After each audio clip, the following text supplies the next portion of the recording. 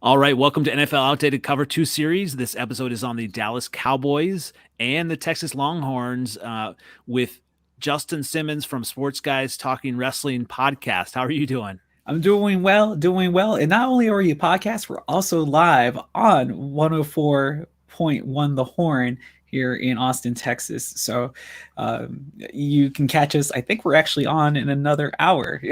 So, Oh, very good. Yes, yeah. very good. We'll But definitely we have taped to. that earlier. So we're You all did tape good. it. Yeah, Yeah. we'll definitely have to plug that, especially at the end of the show again. And I definitely appreciate you coming on and joining me. There's a lot to talk about with the Cowboys first, and then obviously with the Longhorns. Let's just kind of get right into it with the Cowboys. You can see Is this face. You Are know how you ready? excited I am. I know. Yes. So, is 2021 the Cowboys' year? No, of course not. I'm a Dallas Cowboys fan. I'm already pessimistic. I already know what's going to happen. This prolific offense that was Yeah. just tearing people apart this entire season. It's kind of in the doldrums right now. And even though everybody seems to be decently healthy, and Dak's there, the offensive line's there, we got three good wide receivers, Zeke's there, Pollard's there. It still hasn't really clicked all of a sudden. Like Kellen Moore's play calling hasn't been as aggressive.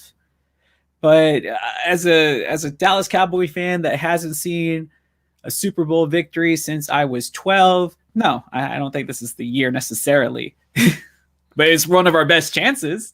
It is, yeah. And coming into the season, there's a lot of hope. I don't know if you've kind of ebbed and flowed with that. But with the offense, you talked about that. It's been a struggle. And so I have an overreaction statement here. Dak is not the answer at QB because of his slump. Oh wow, who said that? You said that? Somebody I'm else say saying that, that? yes. That's yes. Oh no, man. Despite having to broadcast all of the games that I cover at the lower college ranks and all the radio shows and stuff, the one thing I have been able to do is find time to watch Manchester City most of the time this year and my Dallas Cowboys pretty much every game from start to finish. And the one thing I can tell you is like, has Dak been off every now and then? Yeah. What quarterback in the National Football League doesn't have a game where they're not, on 100%? You just saw Tom Brady get shut out in the last game that they played. But he is not the reason that they are having, less than desirable offensive output. It is definitely everybody on that side of the ball, including play calling and coaching, that has kind of simmered down the hotness of what that offense has started out the season to be. Yeah, it's been interesting. You look at, Zeke Elliott, and you look at, his struggles, whether, I don't know if you think he is the fit or if Pollard's a better fit. It's, Pollard is really solid, but I mean, I guess here's my other overreaction statement because I do like Dak. I really like him. But I like how you kind of brought it up with the rest of the offense because that really is an important piece. So here's my other overreaction statement. Ezekiel Elliott needs to be benched and or replaced. Wow, this is going to be a long show. No, man, no. And again, it comes out to just being like a whole offensive thing. You have to remember that the offensive line just got healthy again. Like the starters just got back. Yeah. They just finished the game against the Washington football team without their starting two tackles. So yeah, there was going to be some issues down the stretch of that game, and give credit to Washington that they were able to kind of make it competitive towards the end. But before that, we probably wouldn't be talking about offensive slumps had that game gone to plan. And I understand that they kicked a lot of field goals last time out, that they didn't necessarily get into the end zone, but that I feel comes more with play calling and just making plays when the opportunities are presented. And again, despite them being professionals, the best professionals are consistent, but even top tier professionals are going to have an off game. And it's kind of like the universe lined up and all of them had a bad game at the same time. And hopefully that's the last time it's going to happen. Is Zeke, is he fully healthy? I mean, he's kind of been battling injuries, right? Yeah, knee injury has been an issue. And as a big bruising running back who doesn't necessarily have breakaway speed, he does get caught from behind a lot. That is a concern because he's going to get dragged down. He's going to have to probably fall on that knee. He's going to get twisted up in the pile because he is their power back. And yeah, you can see it. He's not 100% healthy. That game against Washington would have been much easier had he been healthy. But he is obviously still a top tier running back in the National Football League, despite the troubles that he has. It's kind of like watching Aaron Rodgers play quarterback. I remember that he beat the Cowboys in the playoff on one leg. That's how good he is. So Zeke on one leg is better than most starters on two good legs. Is he still going to be like a bell cow back though? Because I know when he came in and I'm sure as a Cowboys fan you have shades of Emmett, and I remember just seeing Emmett, with one arm, just carrying the Cowboys to victory over the Giants. Like, is he going to be that bell cow back like Emmett was, or is he just kind of a different iteration of Cowboys running back? It's a different game now, Yeah. and what we saw back then, you won't see now. Derrick Henry maybe is like the last version of that, just because he's such an anomaly in this league that the offense is geared around him. But it's very apparent that the passing game is how you find success now in the current NFL. And the running game has taken a back seat to that. Not only that, we talked about Sports Guys Talking Wrestling. I appear on the Wagner Wire a lot, on also 104.9 The Horn. And what Adam Wagner, the host of that show, does, we talk about fantasy. And the big issue that we have is running backs. Who's going to start? Who's going to get the touches? Because it used to be, only a couple of teams had that issue. But now every NFL team switches out their running backs, some more than others. But depending on the offensive stylings, it will determine how that particular team wants to go about their running back situation. And for the Cowboys, he's still the main back. Each and every time you will defer to him, even with a healthy Pollard, who has been really good this year, especially when he's needed to. But I mean, they just gave Zeke all that money. And no offense, he's like a high price Ferrari. If you spent all that money just to keep him in the garage, then why spend the money? True. And when you look at some of these playoff teams too, I mean, they definitely, try to, I don't know if save, the running back for the playoffs, but at least, divide it between other, carries between other backs.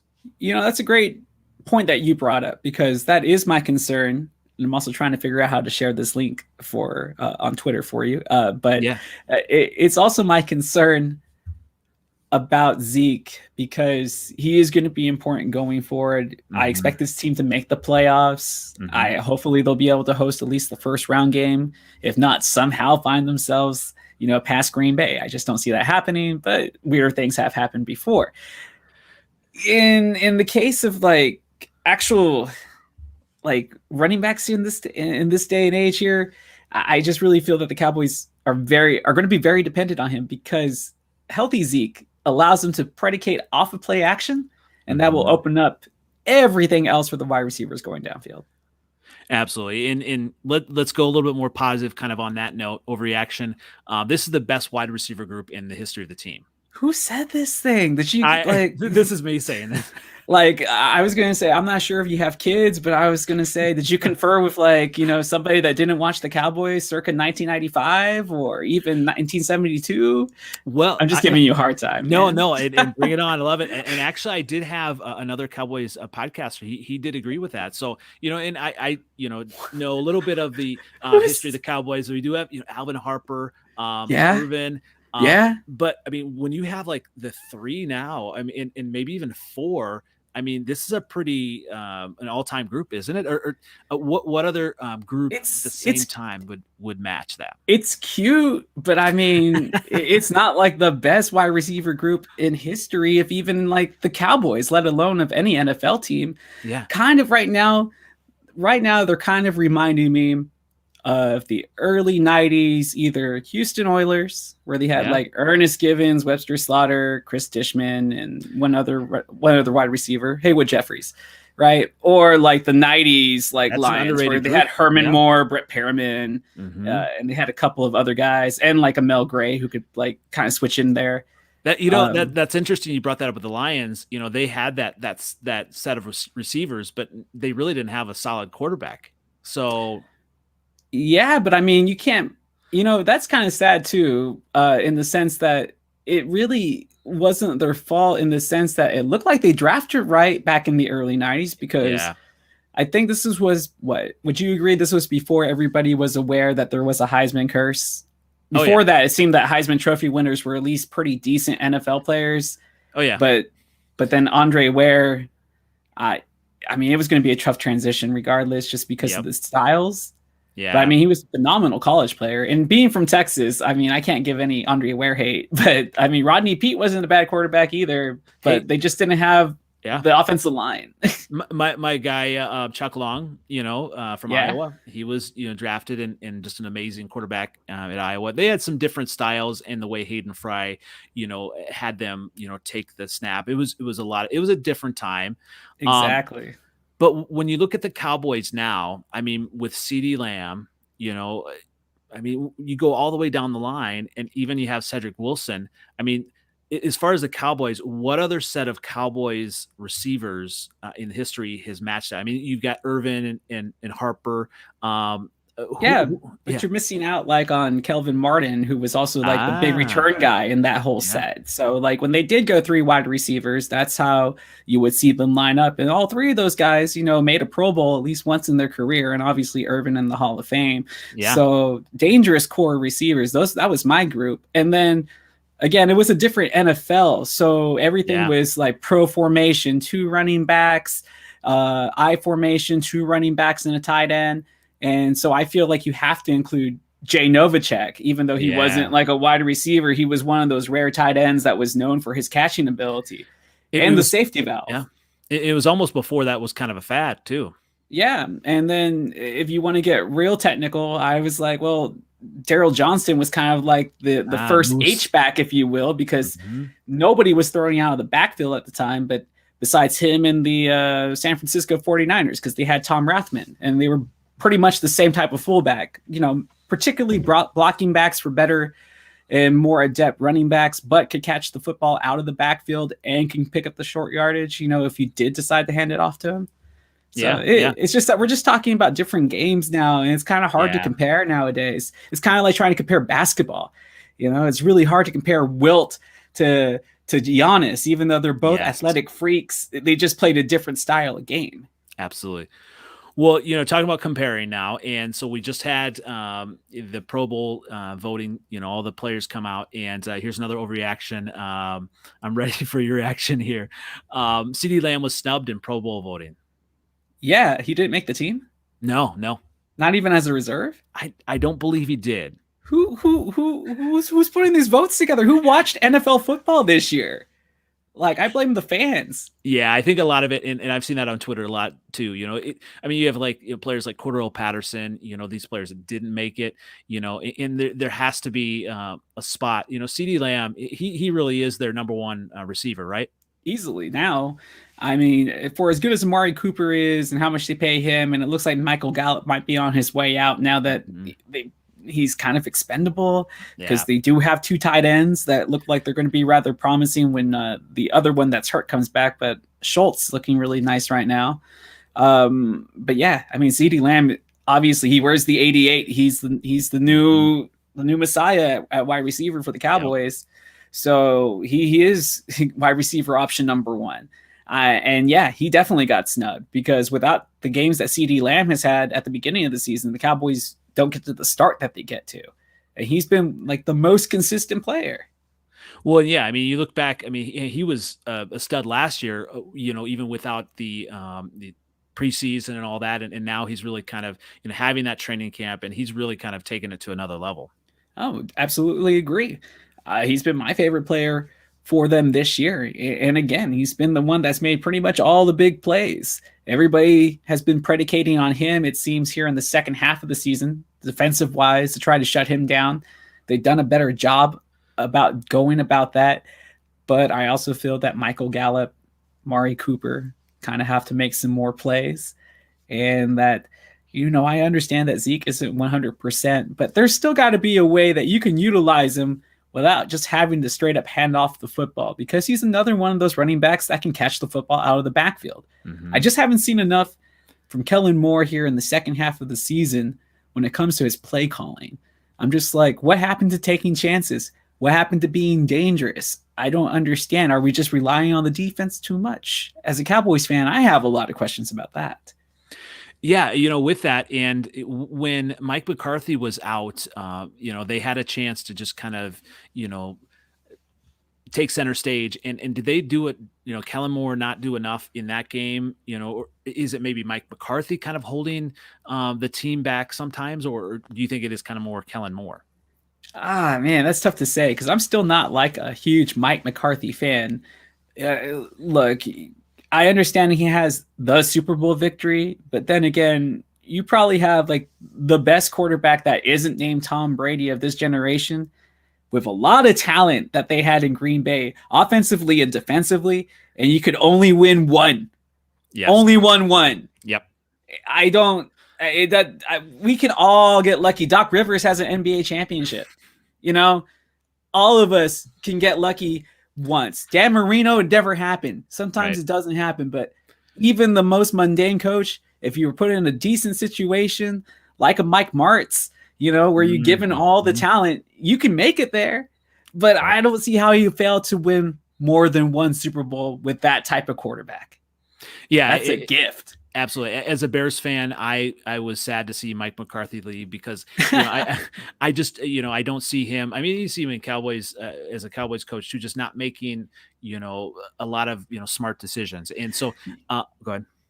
I was gonna say, I don't know how old you are. I don't know how many mundane jobs you ever worked in your life. I know you worked in television, so I know not every boss you've had, because I've worked in television too, is gonna be like the most psychologically their boss. But sometimes you just see Mike McCarthy looking into like the yonder, and I'm trying to figure out what's going through his mind, because it doesn't look like it's all there. It's like he's still processing. And like, I've had managers that just make bad decisions, and I get it. There's a lot of stress. There's a lot of other things that they might have on their mind, but it's like, you're a head NFL coach. Your one job, like, you don't have to call the plays. You can give that job to somebody else. You don't even have to take care of the timeouts. You can hire somebody to do that, which I wish the Cowboys would do. Timeout coordinator. How does Andy Reid never had one of those? Like, how did he win the Super Bowl? I'm assuming that somebody watched one of those many YouTube videos that said that they needed a timeout coordinator, and they finally hired one without us knowing. That's my theory. Yeah, but it could be. Well, yeah, but I'm just like, yeah, man, I'm with you. It's just like, I don't feel confident in Mike McCarthy or Kellen Moore right now. I'm wondering, is like Kellen Moore playing more for a new coaching job? Because if that's the case, he needs to do better just to get a solid look, let alone to help the Cowboys win. Because he's definitely gone next year, right? I mean, if he wants to be. You think the Bears are going to sign him? Oh, they better not. See? So it's like, okay, realistically, besides the New York Jets, the Chicago Bears, the Detroit Lions, all these teams that really can't, they're going to take a first-year NFL head coach that can't fix a team, chew them up, spit them out, and Kellen Moore is going to be in the same situation in like 2.5 years as just a coordinator somewhere. I don't think he's ready. I don't see it. And that's a good point. With the Bears, that's what they did with Nagy. He was the hot young offensive coordinator, and they brought him in, thought he was going to be ready. He has not been ready, and you've seen that. And talking about coaches, here's my other overreaction statement, and this might hurt as a Cowboy fan, but here we go. Mike McCarthy will never again be in the Super Bowl with another team. Okay. But with the Cowboys, maybe. Because I have to depend on that, because this is really the best chance. Right? Yeah. Yeah, because, I mean, as a Cowboys fan, you really think about this. They had 2 really solid chances in the last decade to make a Super Bowl run. Mm-hmm. Romo fumbles the football. And that was unexpected, because he was just like the backup who became the starter. Nobody was expecting him to see it, but that happened to be one of those rare instances where that team was ready to get to the Super Bowl. Mm-hmm. And then the second time around is where he was able to go against Aaron Rodgers, the catch that Dez made that wasn't a catch, but they didn't have a defense. If that Cowboys team had the defense that this Cowboy team does now, with Romo at quarterback, with Dez Bryant, that's a Super Bowl winning team, because Romo was playing at a Super Bowl winning level at quarterback that season. But I have realized that the opportunities are few and far between. So right now, I mean, the Cowboys are 12-4. they haven't looked amazing, but they're 12-4. They're at the Yeah. top of the NFC East, which is always a difficult division. That usually comes down to the last game of the season. And as a Cowboys fan, been on the wrong end of that final game of the season many, many times as of late. So I'm happy to see that they have a bit of a comfort lead, that they can build upon it this Sunday if they can get another solid victory against Washington. And right now, it seems like the Eagles and the Giants have beat themselves up, to kind of just fall into place for all this to work out for the Cowboys. But there's that bit of pessimism in me where I can't be too positive. And I guess that's why I'm not like the best hot take person, because I'm just not like blindly passionate, because I already know working in pro wrestling, card is subject to change. Right. And I think that's the best place to be, because that's the thing. With me as a Bears fan, I did not go into this season, looking at wins and losses. I wanted to see, Justin Fields' development. I wanted to see, some positive things from him, and I've seen enough that I'm hopeful as a Bears fan. Now, I'm not hopeful because of the coaching and some of the other, front office things that we have as far as cap and whatnot, but we have some good rookies, on the offensive line that are, definitely there. And so that's promising. Now, when you look at the Cowboys, you talked about defense. So this comes back to another one of my overreaction statements here. Micah Parsons is the defensive player of the year. Even as a Cowboys fan, it's tough for me to say yes, but he's really, really good, and he should be in the conversation. Amazing. Yeah. I mean, there's no reason, like, this guy is already playing like at a Hall of Fame level. Like, if he can do this for like another 8 years, automatic Hall of Famer, and I would love that, because the Cowboys defense has been atrocious for the past like 5 seasons now. Mm-hmm. And my one concern is, like, he really is all we have in the linebacking core. Like, Van Der Esch, his injuries piled up real quickly, and he kind of lost that spark. And then you saw what they tried to do with Smith in the offseason, and then they ended up having to cut him just because he wasn't like the same type of athlete. So I thought they were going to have way more depth there. But the secondary has been extremely impressive. Diggs, that's definitely unexpected. So I think that's why you can make an argument that Parsons should be on the short list, but I mean, his own teammate in Diggs can easily be defensive player of the year. But then you think about like the standbys, like a TJ Watt, who's been amazing for the Steelers this season. And of course, Aaron Darnold, who once again has just been destroying NFL teams, like undersized. Like, come on, man, that guy shouldn't be as good as he is at that position. Mm-hmm. That's what makes it so difficult. Like, you're going to give it not just to a Dallas Cowboy defender, which people would have laughed at, 2 years ago, but you're going to give it to a rookie. It's kind of like, that's where you know that you have something special. But I don't know. I don't think he's going to get it. Yeah, I mean, for him to be in the discussion, and what was the comment that he made, that football is easy to him right now? The NFL is easy to him. I mean, that's kind of scary. I mean, that's cool to see. I'm not even a Cowboys fan, but I like these younger players, and I like them, coming to the league and seeing them do well, especially on the defensive end. Yeah, if any place in the NFL, the defense is usually the easiest one to transition to, because it's more of like read and react as opposed to like read and understand. And this is why you run here and understand how this play can possibly change on the concepts. That takes a little bit more work to fully comprehend. But like for him, you can obviously see that it's not just like a physical thing though, because this level of speed isn't an issue, which is great. That's usually the first problem, is people have to transition to the speed because everybody's just a step faster. But he gets the concepts defensively, and apparently he has a really good system set up, at least from what it seems on the outside, that has been able to kind of keep him focused, and that's like the most important part when you think about a young player, is just after being around so many college players for doing broadcasting for so long, the one thing I have realized is that, hey, if this guy's like 21, 22, still like a kid, still like you and me when we were that age, still want to go to the bar, still want to go hang out with our friends, still want to, get turned up, go to the club. And that's most of them, because they're just living their life. But the problem is like, now you have the social media. Now you have people that see that you have money and you're a big shot, and they want to try to take a shot at you. Mm-hmm. And he hasn't had any issues with that. So he's made the transition off the field really well from what it seems to where he can concentrate and perform on the field. And now, if that isn't the case, maybe he really is the next Lawrence Taylor, right? Well, yeah, and obviously he's had that success. How much of that is on his defensive coordinator? I mean, has he been putting him in the right spots as well? I think it's a little bit of A and a little bit of B. If you like The Simpsons, you definitely understand where I'm getting at. But I mean, half of it's the coach, to recognize that, one, you got a really tremendous player that has a skill set you have to take advantage of and that you might be willing to roll the die a little bit more with, to give him those opportunities to make plays, to be disruptive, because you could probably drop him in coverage all day and he'd be just as effective.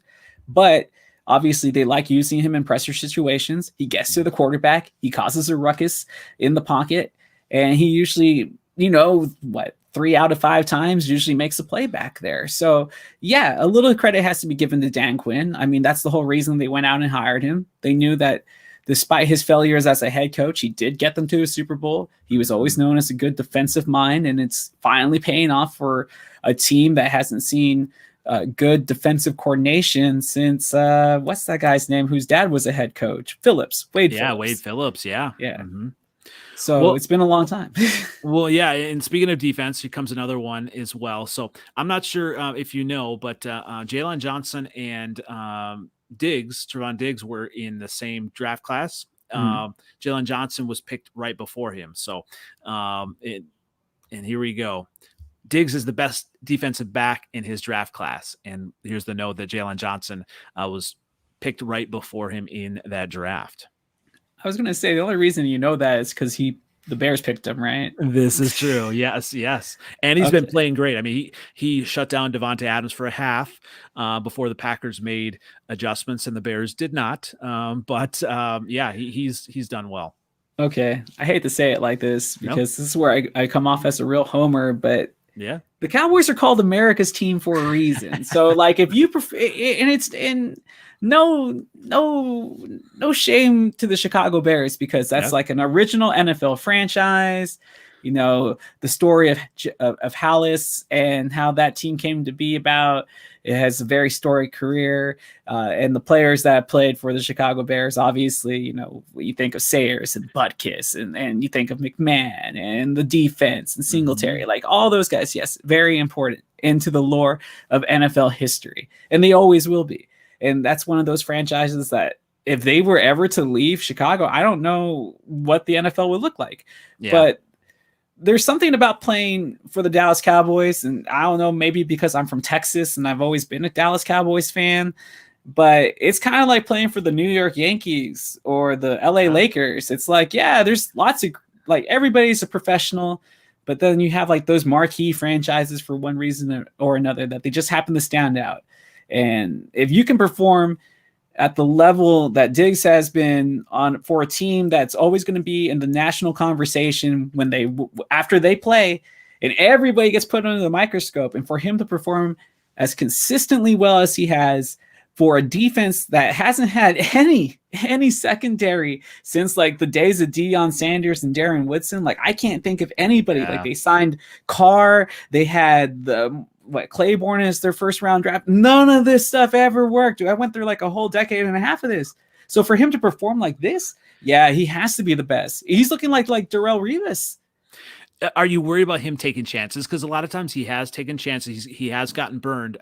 But that does make him good. Are you worried about that? No, because I had Roy Williams play safety on this team at one point, and he couldn't cover anything. So the fact that this guy is actually trying to make a play and he knows what he's doing.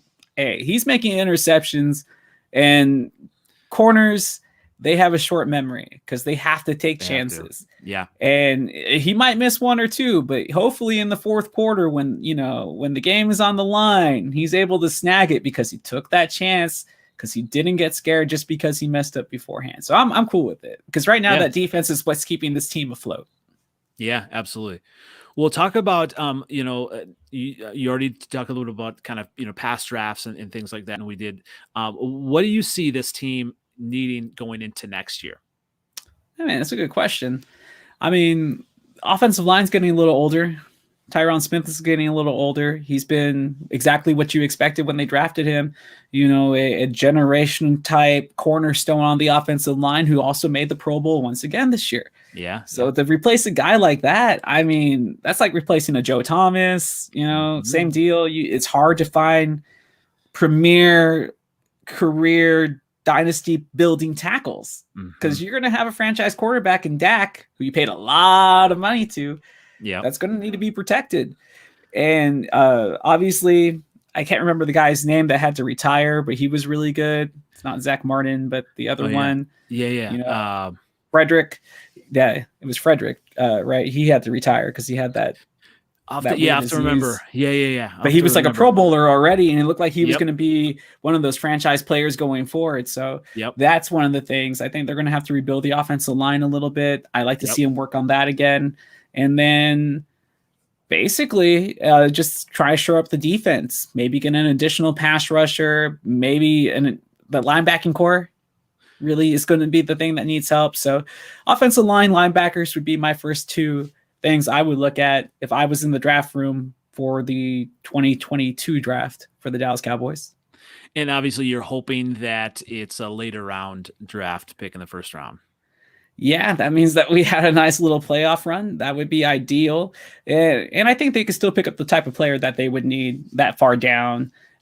Obviously, they've drafted rather well in the last few drafts, and they've been smart about their drafts. Surprisingly, I'm saying this about Jerry Jones' ran team, but he's done well. Well, yeah, and Jerry Jones has kind of stepped back more so, right? Some of the others have done more of that drafting, right? Well, I mean, Stephen Jones is still going to have a final say for his dad in that draft room. But I mean, scouting has always been a Dallas Cowboy thing since the 1960s. They've always been on the forefront when it comes to trying to find the best players through schematics or through metrics, through every possible avenue. And again, I guess it's just part of the Cowboy lore, and I've been eating that up since I was a kid, and it still tastes great even when the team doesn't look that great. But I've really have been impressed within the last few drafts to get a guy like Zeke, to go after the offensive lineman when they could have had a Johnny Manziel that, really seemed like it was going to be the perfect marriage for the Dallas Cowboys. It's like, you want to talk about Showtime? This is it, right? But no, everybody was like, what? He went boring? But in the end, it ended up being and to draft Dak. He's a 3rd round draft pick. So it's like somebody had saw him and was like, we should get him, and they did, and that turned out to be one of the best things that they've done. So I mean, from top to bottom, they have found players throughout the draft, and talk about Parsons this year, So I've been really confident in that aspect that they'll be able to find a diamond in the rough, even in the later rounds. Absolutely. Well, kind of switching gears, talking about the college game a little bit, and you're, big into the Texas Longhorns, and I didn't say that. I went to Texas A&M. Oh, you did go to Texas A&M. Okay. Oh, wow. Okay. I was waiting to see what your face was going to say. But no, I really did. But since I live in Austin, I talk about the Longhorns all the time. But I'm a 2%er. I don't know if you know what that means. Do you know what that means? I don't. Go ahead. Yeah. So at Texas A&M, a 2%er is a person that goes to the football game but leaves early. Oh, there you go. Or doesn't get up and gets involved with all the cheers and stuff that they do. Oh, I'm sorry, they call them yells. There's gonna be some Aggie watching this, and they're not cheers, they're yells. I'm like, okay, I'm sorry. They don't do the big fire anymore, right? Oh, the bonfire? No, that's still a soft spot there. I'm sure. Yeah. Well, so being in Austin, okay, this is interesting. Texas A&M is up. Being in Austin, having to cover the Longhorns. What do you see in? I mean, do you have a little bit more, negative kind of thoughts on Steve Sarkisian? I thought it was an interesting decision just because of what his past had been about, and not the drinking and driving thing. All coaches have issues. Obviously, Urban Meyer has issues. I mean, yes. Petrino still has work. Paterno still has work, and these guys, have gone through some major scandals that were very apparent what they did wrong. So we all know that this is a business, and it doesn't matter as long as you can win or lose. But the thing is, for me, is that Sarkisian never proved that he could win on his own. you Yes. know? And that was my issue. It's like, okay, so you're calling him the QB whisperer. You know, you expect him to have like this high powered offense because you saw him do it for Alabama. But I didn't see this when he was a head coach. So Nope. you're asking him to kind of perform at another top tier program because he was already gifted one. And now you're asking him to perform at another, like, hey, this is a marquee program. People here are vicious. That's one thing I can tell you from covering the Horns here in Austin. Fans are vicious. They will cut you. They are out for blood. Like they live and die with their Longhorns. And it was not, I had to play counselor on the radio on Sunday mornings many times. And I'm not thinking that anybody was seriously going to jump off a ledge or anything, but I was just double checking to make sure I didn't say anything too heartfelt that might drive him to do so, you know? Well, yeah. I mean, you look at Texas, and I'm an Iowa fan, and so uh, Nebraska is one of our rivals, right? And so, How right. good has it been for you these last decade? It's been amazing, and it's interesting because Nebraska lives in the past. The Longhorns have done that as well. I mean, they have all this history, and they just kind of have been living in the past, and they get big names, Sarkisian now, and just kind of try to, I don't know, think they're more than they are. Yeah. But like, I wish I could say this to every Longhorn fan. Like, what past are you living in? Yeah. Are we going to live in the all-white team past of the last national championship from the 60s before integration? Are we going to live in the past of Earl Campbell when he didn't win a national title, but he won a Heisman because he's just that good? Are we still living in the past of the 80s where nobody can tell you anything about this team because they were horrible and they got trounced by Miami that one time? Are we going to talk about the greatness of the 95 team that happened to pull the upset against said Nebraska team with James Brown? Nobody ever talks about that. Here in Austin anymore, so it's like, how good has it been since 2005 besides one national championship appearance where Colt McCoy gets knocked out?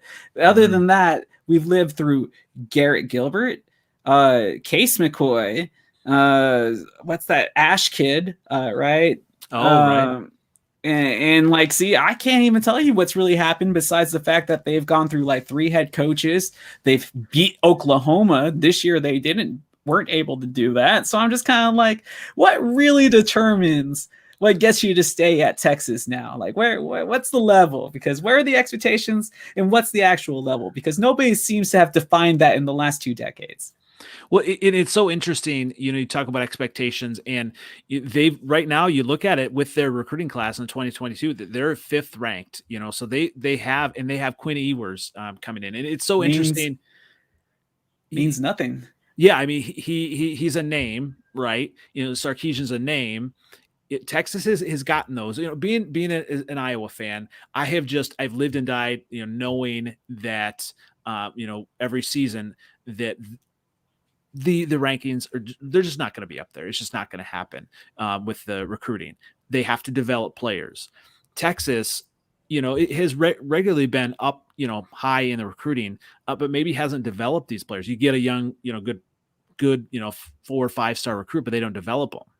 Yeah, I mean, I think of players like Malcolm Brown, who were the consensus top tier running back in that class that came to Texas and was supposed to, retrofy this backfield, and it never came to fruition. So, I mean, you're going to have issues of that too, but I can see where you're getting at, where Alabama takes their 5-star recruits and gets them ready for the NFL, and the University of Texas, as of late, doesn't have those type of players. I think we were talking, if it wasn't the last draft, the draft before that, where they had like no UT players selected in the first couple of rounds for the first time in like decades. And I was like, yeah, that's pretty sorry.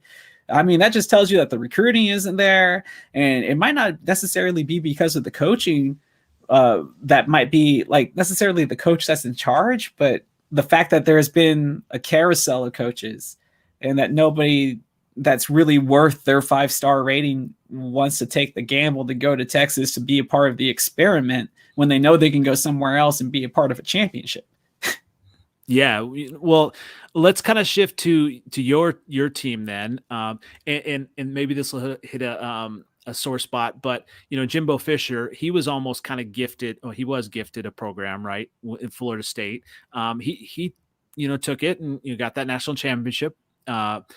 talk a little bit about what you see from them. Then, I mean, they had the great win versus Alabama, right? You always have a great win against Alabama, but then they have the game like they had my freshman year in college, where the year before they had that amazing win against Oklahoma, but then they went on the road to Oklahoma the following year and lost 77-0. Yeah, That's Texas A&M football for you, my friends. Yes, I went to those games. I saw Larry Fitzgerald destroy us. I remember the Cedric Benson game where he destroyed us. That's Aggie football, unfortunately. And it's always been that way. Like, yes, they are never, ever, and I don't understand. Maybe it's just like the city of College Station. They get the recruits, but yep. they never are ever able to live up to their lofty expectations. And I don't understand why. And like the things that you think are going to work out for Texas A&M, it's like they're cursed. It's like it's not meant to work out for them because they got Dennis Franchione when he was supposed to be a top tier head coach. I mean, they replaced the legend R.C. Slocum with that guy, and he fizzles out. They went and got Kevin Sumlin. The guy was going to take him to the next level because he had those great years at Houston, and I think that he didn't get a fair shake in the sense that they expected too much from him too soon, but he was getting them on that path. But this is like, I don't have a better way to phrase it, man, but this has been like the donor's wet dream. They went out and they got the Jimbo Fisher. The guy already has the natty. He has the ring to prove that he can do it with the right talent.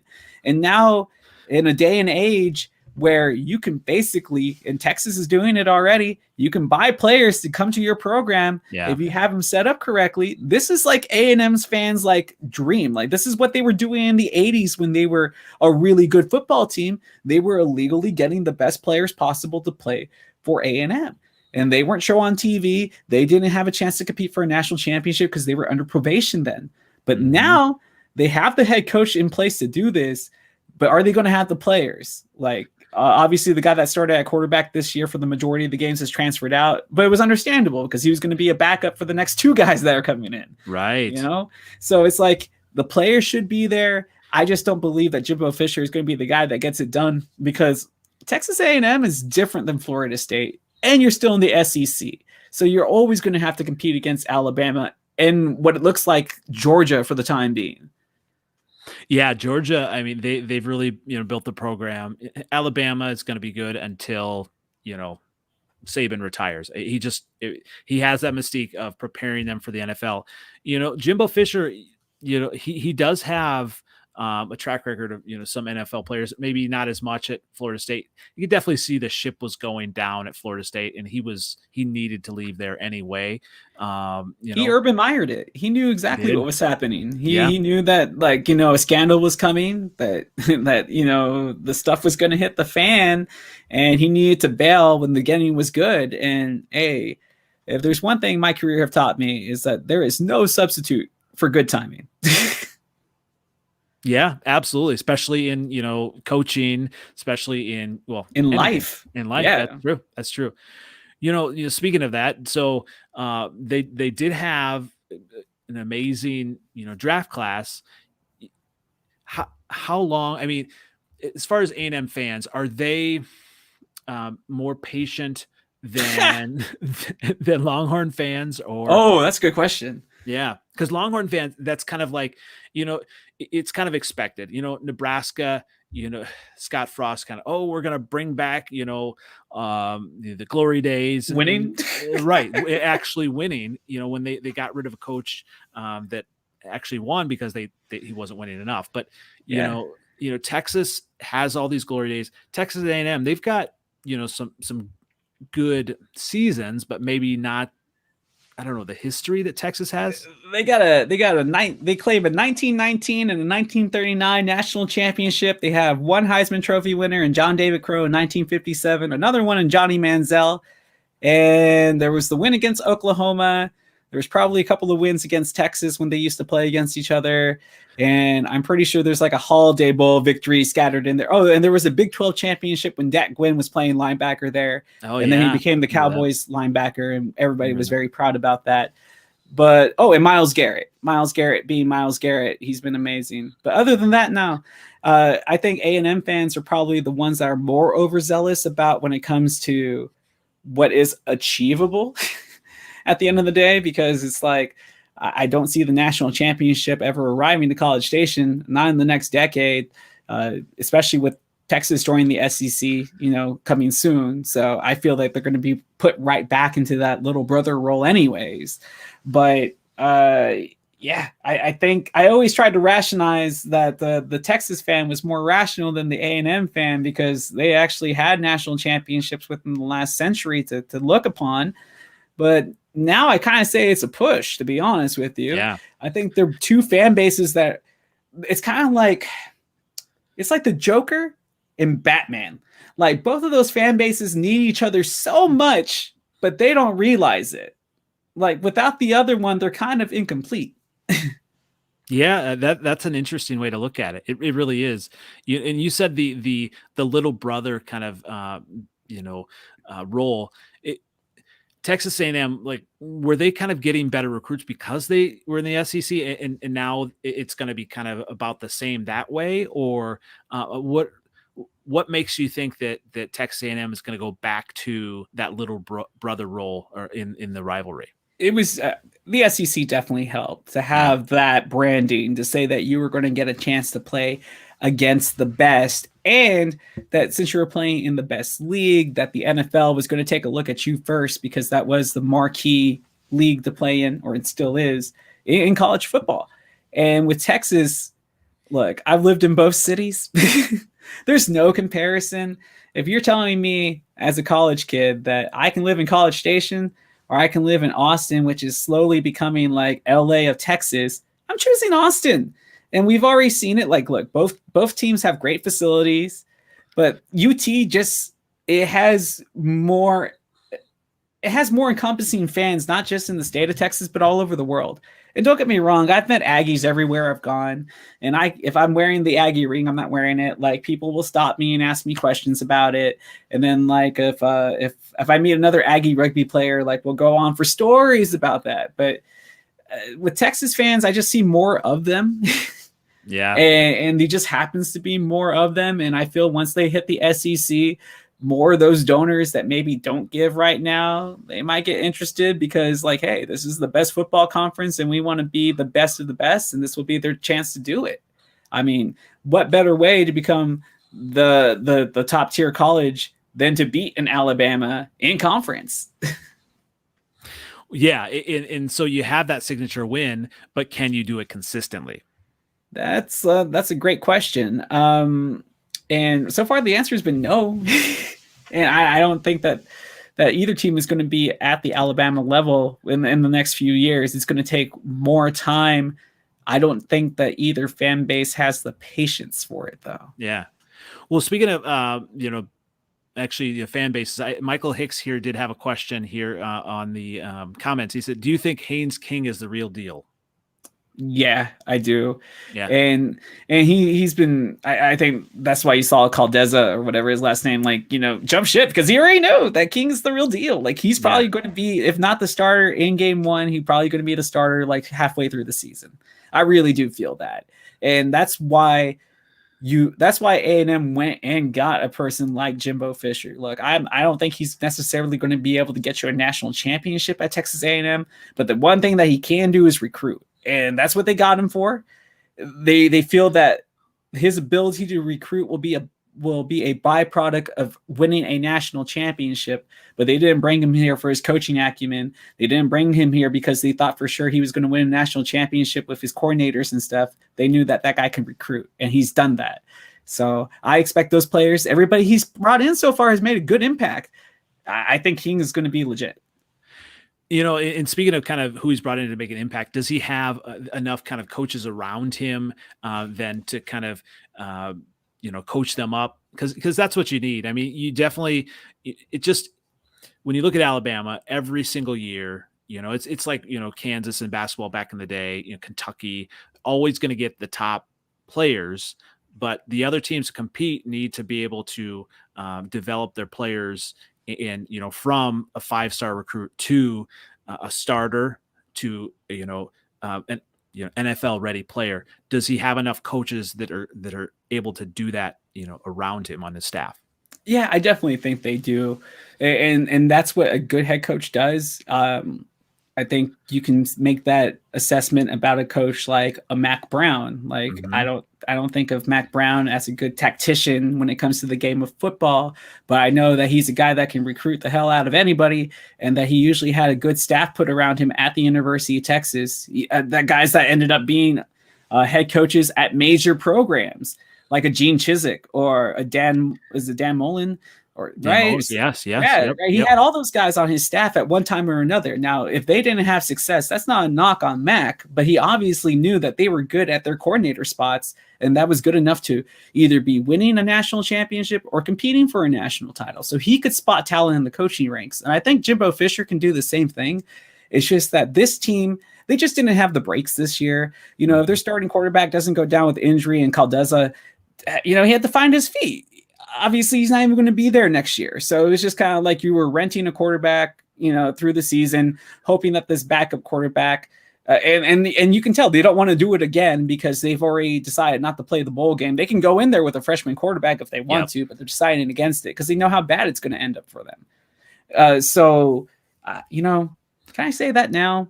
I'm not sure that's going to be a question, but I did want to Yeah, say this out of the no, go ahead. pettiness of my 2% heart as an A&M, Yeah, you know, as somebody that went to school there. But it's like, dude, this is Texas A&M. This is the home of the 12th man. They should be ashamed that they're not playing this football game. You mean to tell me that you cannot find me 12 walk-ons, you know, 11 on one side and 11 on the other side of the ball that are willing to step in and play this football game? This is like the dream. Like anybody that goes to Texas A&M wants to have that Rudy-like opportunity to run out at Kyle Field with the number 12 jersey and be a part of the football team. I've seen them happen, but like this is the moment. Like if you want to write the Hollywood story, no, you get like a full team of 12 men and put them out there on the field. You can well, suit up enough guys. so you look at it, you're looking at it from like a fan perspective, right? And when I look at Jimbo Fisher, any of these big time college coaches, I think of them of product, right? You know, if they put that product out there, this is a big stage. They want to put their best foot forward, right? You know, and so for me, you know, looking at it through the prism of money, right, and Jimbo Yeah. Fisher, and I don't know what it is, just you know, I just kind of looking at it, I see them seeing, you know, no, we would rather not put a poor product out on, you know, kind of a, you know, half-ass type thing. They want to put the top tier thing. If they can't do it, nah, they're not going to do it because maybe it might be detrimental to their brand. And I think that's huge, especially in some of these, you know, other than Alabama, trying to build that brand. And now that, Yeah. you know, so you kind of look at that. Jimbo Fisher, he had, I think they've got the number one recruiting class. So they have that there. You know, they don't want to look, you know, bad on national TV, right? Yeah, but I think it's understandable that if like Yeah, half the team has COVID, you're just kind of fielding like replacement players and hoping for the best. And that's something that I agree. everybody's going to have to Yeah. deal with. I mean, that's what the NBA is dealing with like right now as we speak. There's a game going on between the Bucks and the Mavs, and I can't name like half of the players. You know? So it's Yeah. like I think it sets bad precedents. Like, so you mean to tell me that these teams that get sent invitations, that fan bases have now booked hotels, have bought tickets, that were preparing to travel, and don't get me wrong, I've never been one of those fans that gets all giddy about traveling to Poinsettia Bowl or the Holiday Bowl, but there are fans that do, and they make Yep. their whole holiday out of this. So Yeah. now they're out of money. And Yep. now they're not getting any refunds because now you decide not to play a game.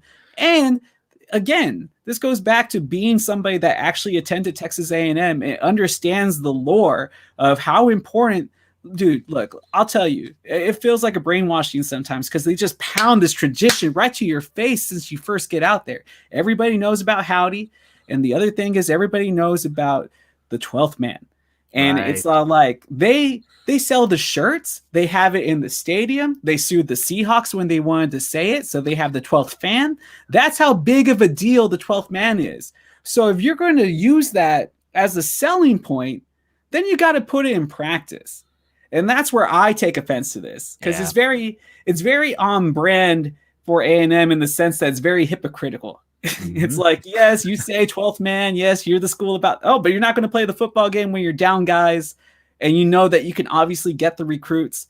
You can suit up half the core of the cadets, and they'll suit up and they'll sit on the sideline. They don't have to go in, but they're not wanting to take the chance. And that's what's pathetic. Because how can you be the home of the 12th man and not show up for a bowl game? That's a great point, and it's a different now, time now when you have some of the star players kind of sitting out bowl games, but the teams are still playing it. Kenny Pickett sitting out. You got the Iowa running back. He's out because they're preparing for the draft. Exactly. That's different. It is, yeah. They got money on the table to make. These colleges are going to make money regardless if they win or lose that bowl game. Yep. And that city where that bowl game is being held, they would really like that tourist money. And again, it goes back to somebody like myself. If I'm spending my last $500 to go see the Aggies play in some bowl game, and then they cancel on me, then I'm out $500. And it's like, and then what? My plans are ruined. This hurts. You're not going to go see the Rutgers play. Would you go see Rutgers play? I'm a Big Ten fan, and I wouldn't.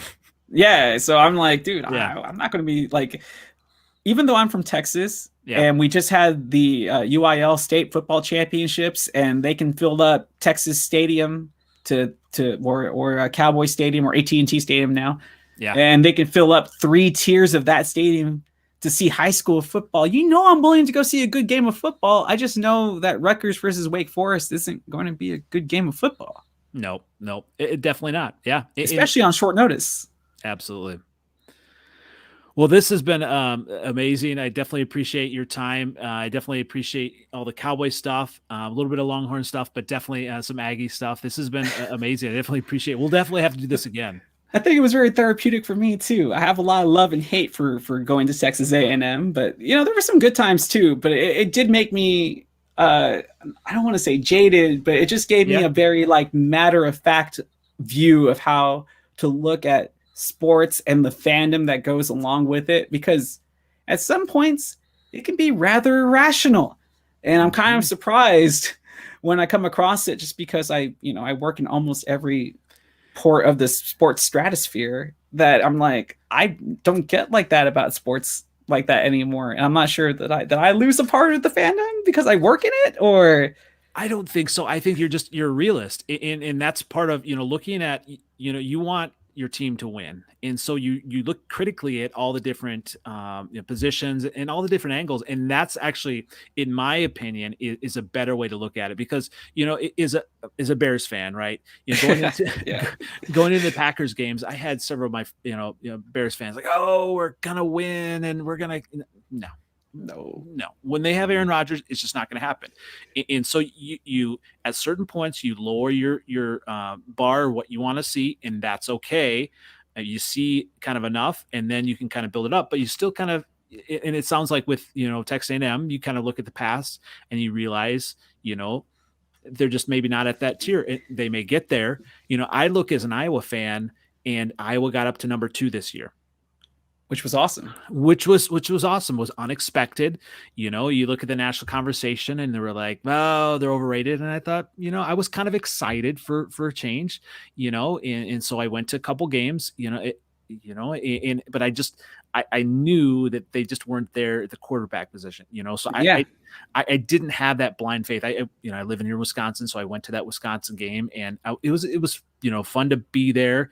And then they got beat, and so I wasn't. I used to live and die with wins and losses, and I think that's better. You don't, when you look at it from a bigger perspective, you look at, it's not the end of the world if this happens or that happens, but then you can see, well, okay, here are some steps maybe for Iowa in the program, colleges in the program, or in the NFL. Here you see these players making strides, and you can see hope for the future. I'm glad you bring that up because I know people that used to like if the Dallas Cowboys lost that Sunday, their entire week, I'm not just talking the rest of Sunday, but their whole week was ruined until the Yes. next game. And I'm Yes. like, that's a little unhealthy. And It we need is. to talk about that. You can love your team, you can buy a whole bunch of stuff for the walls about your team. You Absolutely. can go get tattoos of your Yeah. favorite team. You can go decorate your car like I've seen here in Texas and get like the autographs of all your favorite players embedded into the paint of your car of your favorite team. And don't let it ruin your whole week. You know? That's pretty extreme. I haven't seen that here, but that's Oh, pretty epic. Wow. there's a guy here in the Central Texas area that has like this big old dually truck, and then on the inside, every Dallas Cowboy from like the Super Bowl teams of the '70s has signed it, and then he has it like cowboy blue and silver on the outside. I mean, if you're a Cowboys fan, you think it's like one of the most beautiful things you've ever seen. But Right, right. I understand it's fandom is a mysterious thing. It totally is. It totally is. Well, this has been amazing. I definitely appreciate your time. And so everyone can catch you where again? Oh, you can find me at all social media. I made it real simple at the Smash Simmons, and that's like Twitter, Instagram, TikTok, even Twitch sometimes. It just really Nice. depends on what I'm doing. You can also find me talking professional wrestling, and I mean all of it. So you never know who I'll be talking with. We talked with Mark Henry a couple of weeks ago. Dustin Rose comes on the show. You can follow Nice. that at SGTWATX. So that's Sports Guys Talking Wrestling. And then if you want to know about fantasy picks, right now my team's in the playoffs for the NFL. But I don't have what's his name for the Minnesota Vikings, the running back, because he's out Dalvin with Cook. COVID. Yeah. Yeah, so I'm like, I don't know what I'm gonna do because it's the semifinal, but I'm trying to figure it out. So that's at the Wagner Wire on 104.9 The Horn in Austin. You can always listen to it on the app, but it's I'm talking fantasy football there and other fantasy sports as well. So I do a little bit of everything. And I'm sorry for the long outro, but No, if you're that's great. watching some college basketball, I do a lot of D2 college basketball. Make sure you're following the St. Edward's Hilltoppers at SEU Athletics because we got a pretty good team, both men and women's, and I think they're going to be making the tournament this year. So it should be good. Very nice. Should be good. All great stuff. Well, I definitely appreciate your time. Once again, this has been NFL Updated Cover 2 series with the Dallas Cowboys. It's been entertaining. I appreciate it. Thank you. And we'll talk to you soon.